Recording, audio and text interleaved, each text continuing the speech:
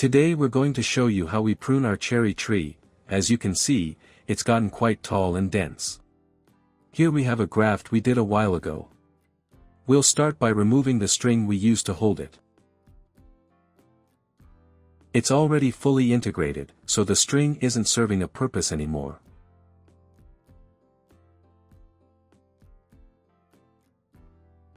Let's show you the whole process of how we prune. Let us know in the comments what you think of the result, and next year, I'll show you how it regrows and spreads out again.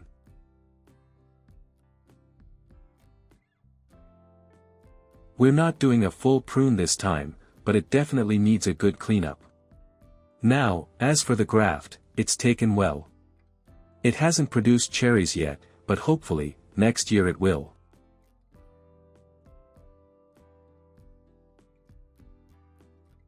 Let's get started.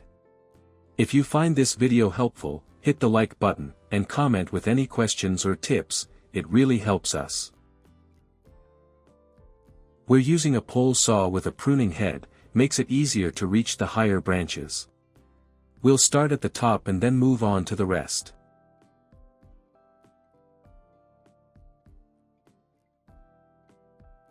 At the beginning, I forgot to record the background sound, but later I'll leave the natural audio so you can hear how the saw works. Later on, I'll show you how the branches start sprouting again.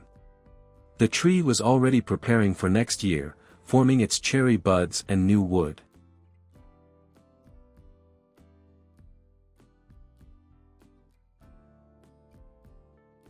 There were too many lower branches, so a good cleanup was needed. As you can see, some parts were already drying up. If not this year, then next year we'd see a big difference between the healthy and dry branches.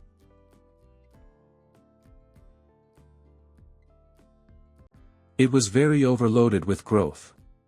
We really needed to reduce the height of the tree so it expands more sideways.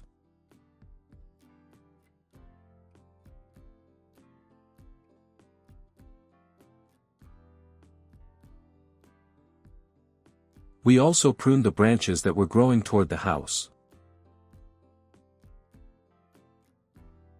You'll see some people cringing watching this video, but trust me, the tree will thank us later.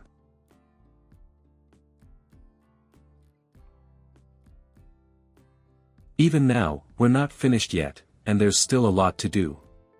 Some cuts were made with the manual saw where it was too awkward for the machine. That branch sticking way out. We'll cut it so a new shoot can grow where we want it to.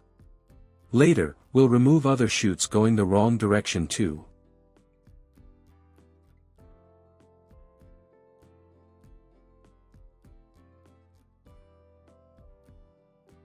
For example, we have 3 branches close together, we'll remove the middle one to give the others more space. Now there's just 2, and we've created more airflow through the center of the tree. Don't worry. New shoots will grow to fill in the gaps. Some of the tools made slightly rough cuts, but we're sealing them all properly. Some branches were so tall we needed a ladder to reach them, not ideal for future harvesting. You'll see new shoots forming along the side soon. The tree had grown too tall, and now that it's been cleaned up, the air flows much better. This whole pile here. All the branches we've cut from just one tree.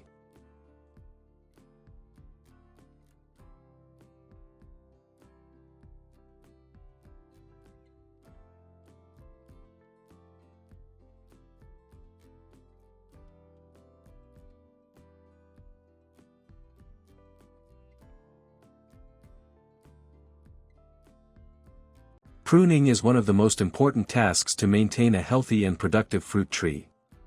It helps the tree focus its energy, prevents diseases, and allows for better fruit development. Without proper pruning, trees can become overgrown, tangled, and weak. The main benefit of pruning is to improve airflow and light penetration. When branches are too dense, the inner parts of the tree receive less sunlight and stay more humid. This creates the perfect environment for pests and fungal diseases. By opening up the canopy, we reduce that risk and promote a stronger, more balanced tree. Pruning also helps control the shape and size of the tree. This is especially useful for fruit trees, like cherries, that tend to grow very tall and dense. When we prune strategically, we can lower the overall height, direct the growth sideways, and make harvesting easier in the future. Another major benefit is the stimulation of new growth. When we remove old or unproductive branches, the tree sends energy into new shoots. These new branches are often more vigorous and will bear more and better fruit. There are two main types of pruning: green pruning and dry pruning. Green pruning is done while the tree is still in leaf, usually during spring or summer. It is a lighter type of pruning used to manage excessive growth, remove unwanted shoots, and redirect the tree's energy. It can also help maintain shape and prevent shading of lower parts of the tree. Dry pruning, on the other hand, is done in winter when the tree is dormant. This is when we make more structural cuts. We remove crossing branches, dead wood, and anything that is affecting the balance of the tree. Dry pruning allows us to see the branch structure clearly and plan the future shape of the tree. For cherry trees, timing is especially important. Cherry wood is quite sensitive to cuts, and these trees are prone to infections. While winter pruning is common for many trees, with cherries it is often safer to prune in late summer or early autumn, when the risk of fungal infection is lower and the tree is still active enough to start healing. Cherry trees naturally grow very upright, producing long vertical branches that can be hard to manage.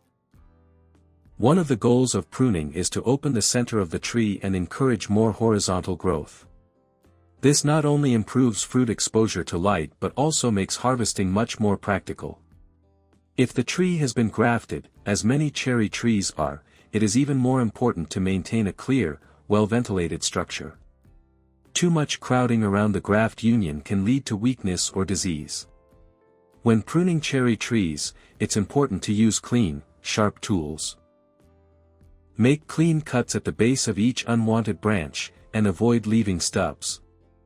For larger cuts, always apply a wound sealant or pruning paste to protect the tree from moisture and pathogens.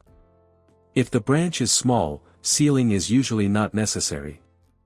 Also, remember not to prune during rainy days or very humid weather. Moisture increases the risk of infection entering through the cuts. After pruning, water the tree well to reduce stress. You should also monitor the pruned areas over the next few weeks to make sure they're healing properly. By pruning thoughtfully and at the right time, especially with sensitive trees like cherries, you help ensure a healthy, productive tree for many seasons to come.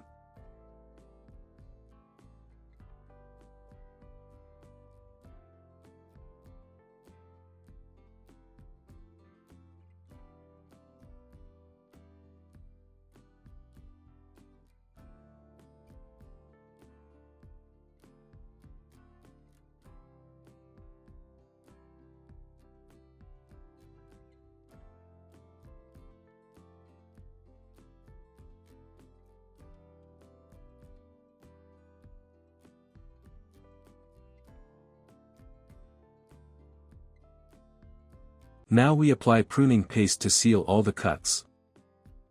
Especially the larger ones.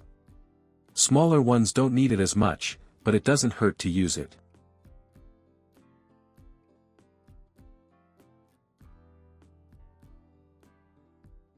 We're doing this pruning in June, while sap is still circulating, that way the tree heals faster.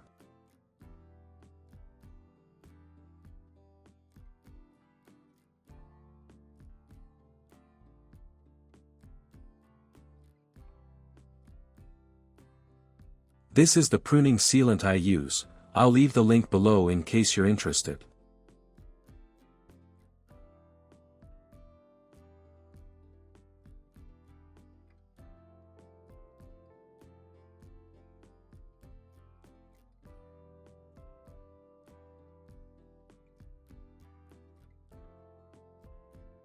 That's all for this tree, and it's no small task.